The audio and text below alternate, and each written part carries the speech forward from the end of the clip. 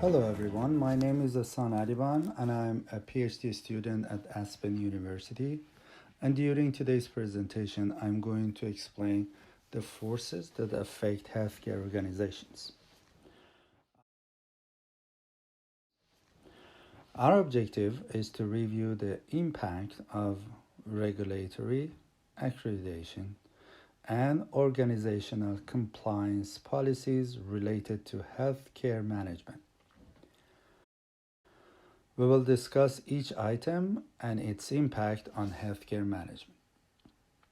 Childs, Alexander, and Dong explained the effect of regulatory compliance policies related to healthcare management in 2012.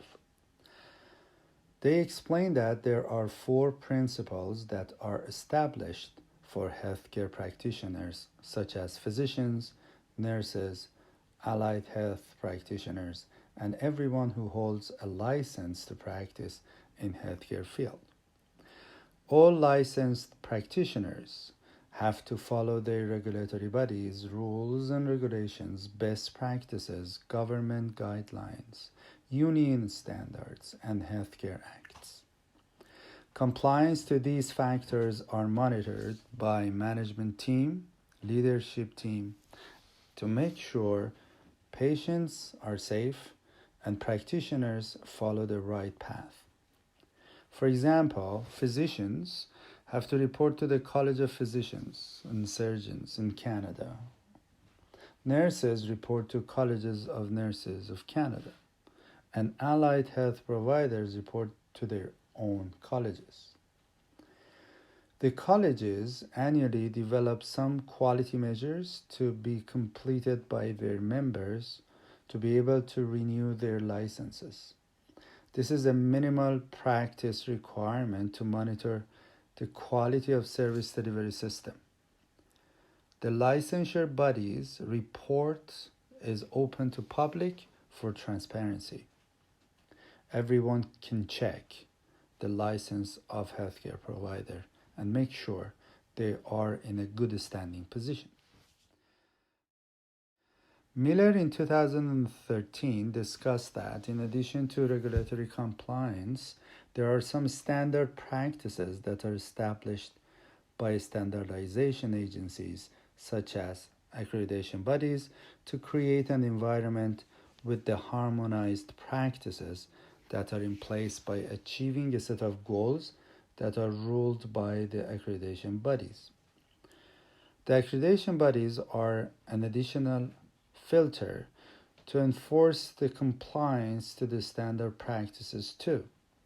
To meet the accreditation standards and its different levels, which are from basic to advanced level of achievement, every organization has to pass accreditation requirements to be able to achieve the awards and demonstrate it to the public to ensure the patient that high standard of quality care is monitored by a third party and deviation from standards are reported to public.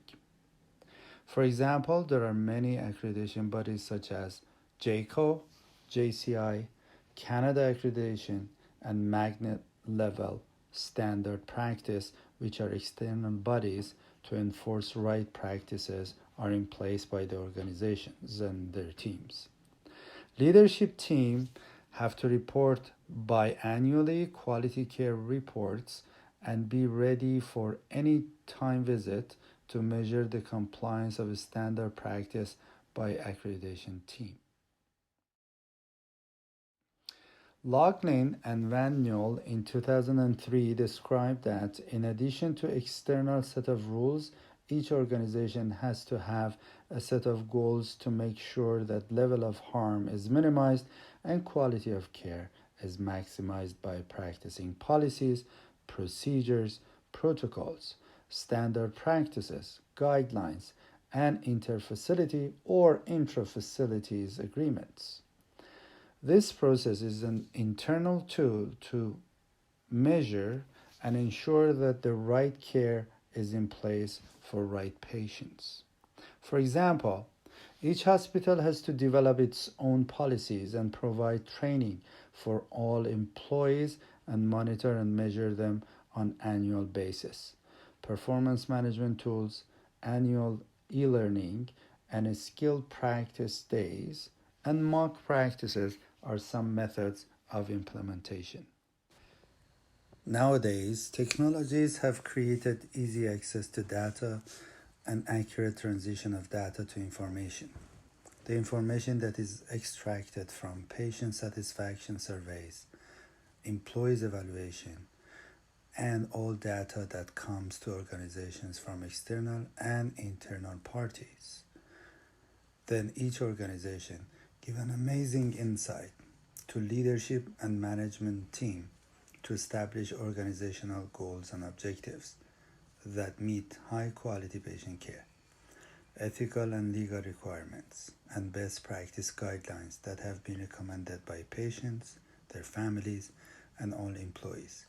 This integration model is sustainable, trustworthy, with minimal to zero level of risk.